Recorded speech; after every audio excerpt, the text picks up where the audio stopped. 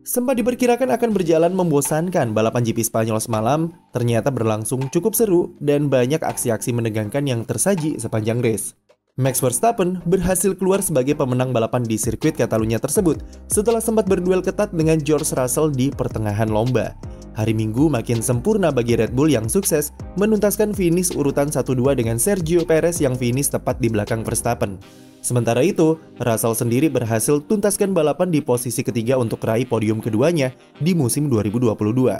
Drama sempat terjadi di lap ke-27 di mana itu membuat para tifosi tiba-tiba terdiam ketika Charles Leclerc harus rela mengakhiri balapannya lebih awal karena masalah di mesinnya dan menjadi DNF pertamanya musim ini.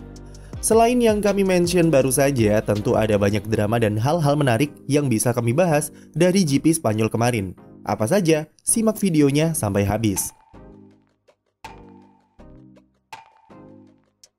Start dari pole position dan selalu memimpin dari semua sesi latihan bebas sampai kualifikasi, lagi-lagi tidak menjadi jaminan bagi Charles Leclerc untuk raih poin maksimal. Ia harus rela merasakan DNF pertamanya musim ini setelah pada lap ke-27 mesin Ferrari di mobilnya mengalami masalah dan memaksanya untuk mengakhiri balapan lebih awal. Padahal, ia sedang ada di posisi yang sangat ideal dan sangat nyaman untuk meraih kemenangan di Catalunya. Berhasil unggul saat start, Leclerc kemudian berhasil memperlebar jarak sampai lebih dari 10 detik dari Verstappen yang sempat turun ke posisi 3 setelah melebar di tikungan 4. Sampai skrip video ini ditulis, Ferrari masih belum mengetahui masalah apa yang mereka alami di mesin mobil pembalap Monaco tersebut.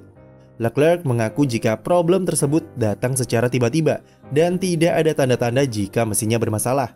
Atau bahkan sepanjang musim ini pun mesin Ferrari di mobil F175 sama sekali belum mengalami trouble yang serius ketika balapan. Bisa jadi itu merupakan akibat dari overheating karena suhu di Catalunya kemarin sangatlah panas. Tapi Ferrari saat ini sedang menyelidikinya di markas mereka di Maranello. Gagal finishnya Leclerc semakin membuat Ferrari merana setelah Carlos Sainz melintir di tikungan 4 pada lap ke-6. Kemudian setelah Leclerc DNF, pimpinan balapan kemudian diambil alih oleh George Russell yang sedang berduel ketat dengan Max Verstappen. Kedua pembalap ini sudah saling sikut di sirkuit sejak lap ke-12 dan menyajikan duel yang seru bagi kita para penonton. Masalah di DRS yang dialami Verstappen sejak sesi kualifikasi ketiga dan berlanjut sampai balapan membuatnya kesulitan untuk menyalip Russell. Berulang kali pembalap Belanda tersebut frustrasi dan marah karena DRS di mobilnya tidak bisa terbuka pada saat dibutuhkan. Selain karena itu, cara bertahan Russell memang patut diacungi jempol karena ia cukup cerdik dalam memakai energi baterainya di lurusan dan melakukan manuver bertahan di saat-saat terakhir, tapi ia bisa menyisakan ruang yang cukup bagi lawannya. Pada akhirnya, perjuangan Russell itu harus berakhir setelah ia berhasil dilewati oleh Sergio Perez yang punya usia ban medium lebih muda darinya. Beberapa saat kemudian, Verstappen yang sebelumnya masuk pit untuk ganti ban soft berhasil menyalip Russell dengan mudah. Pada lap ke-36, Red Bull sudah ada di posisi 1-2 dan situasi yang sebelumnya berada di tangan Ferrari seketika berubah menjadi milik tim berlogo banteng ini. Sergio Perez yang sempat memimpin balapan selama beberapa lap pada akhirnya diberi instruksi untuk mengalah dan memberikan posisinya kepada Verstappen yang diberi prioritas lebih untuk menang balapan. Ia kemudian tidak terkejar dan berhasil meraih kemenangan di GP Spanyol. Hasil ini membuat Red Bull sukses mengkudeta Ferrari dari puncak klasemen baik di klasemen pembalap maupun di konstruktor. Verstappen menjadi pemimpin di pucuk dengan jarak 6 poin dari Leclerc yang gagal finish.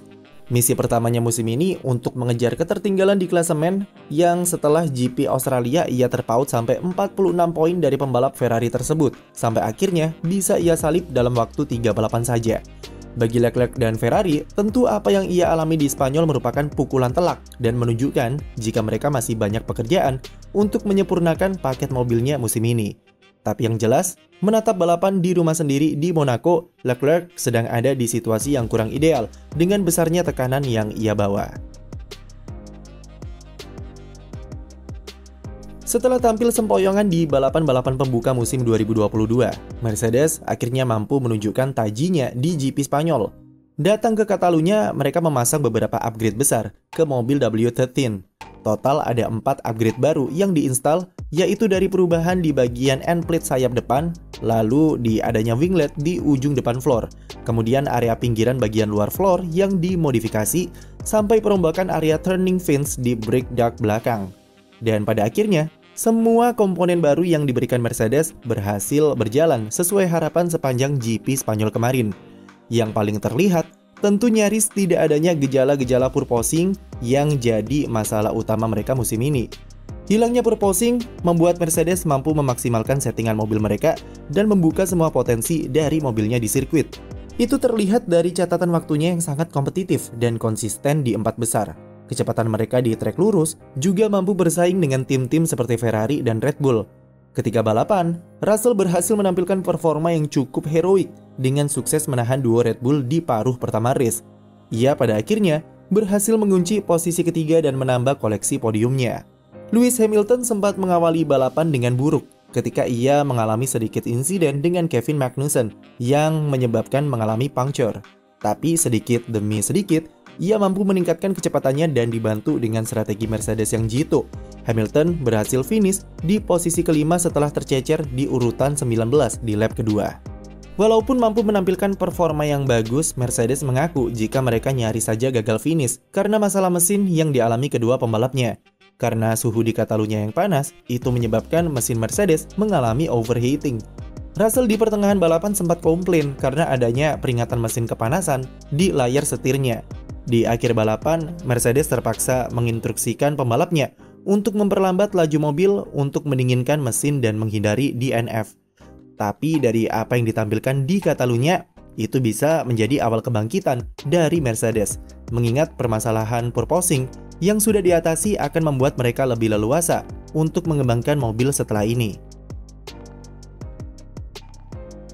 GP Spanyol selalu menjadi tempat di mana tim memberikan update-update besar. Tapi komponen baru tak selamanya bisa menjamin peningkatan sebuah performa. Setidaknya itu yang dialami oleh Aston Martin. Sempat membuat heboh dengan update baru yang sangat mirip dengan mobil Red Bull dan dituduh copy-paste. Ternyata hasil yang mereka raih di sirkuit tidak begitu mengesankan. Sebastian Vettel dan Lance Stroll gagal lolos dari sesi kualifikasi pembuka atau Q1 dan harus puas start dari posisi 16 dan 17. Ketika race, sebenarnya mereka bisa tampil jauh lebih baik dengan Vettel yang finish di posisi 11. Tapi tetap saja, penampilan Aston Martin jauh dari kata memuaskan jika dilihat dari upgrade yang mereka bawa. Memasang upgrade ekstrim sampai merubah konsep aerodinamika mobil pada pertengahan musim seperti Aston kemarin memang mempunyai resiko tersendiri. Ketika pembalap sudah terbiasa dan tim sudah mulai memahami karakteristik mobil versi sebelumnya, lalu tiba-tiba saja mobil mengalami perubahan desain aerodinamika, maka otomatis perilaku mobil di sirkuit juga berubah dan pembalap harus beradaptasi lagi. Itulah yang dirasakan oleh Vettel beserta Stroll kemarin dan menyebabkan mereka gagal lolos dari sesi Q1. Berbanding terbalik dengan Haas yang tidak memberikan upgrade besar, tapi bisa raih hasil yang memuaskan saat kualifikasi dengan lolos ke sesi Q3. Itu karena mereka sudah paham betul dengan karakter mobilnya yang tak jauh beda dengan mobil yang dipakai saat pramusim dulu. Jadi, Haas tinggal memaksimalkan setup mobilnya saja di Catalunya. Lalu, hal-hal menarik lainnya yang terjadi di balapan kemarin ada Fernando Alonso yang berhasil finish di posisi 9 usai start dari pit lane karena ganti komponen mesin. Itu sekaligus mengakhiri puasa poin yang ia alami selama 4 balapan sebelumnya. Kemudian ada Valtteri Bottas yang lagi-lagi menampilkan penampilan heroik bagi Alfa Romeo dengan finish di posisi ke-6. Mana momen favorit kalian sepanjang balapan GP Spanyol semalam? Tulis di komentar dan jangan lupa beri like serta subscribe untuk konten F1 lainnya.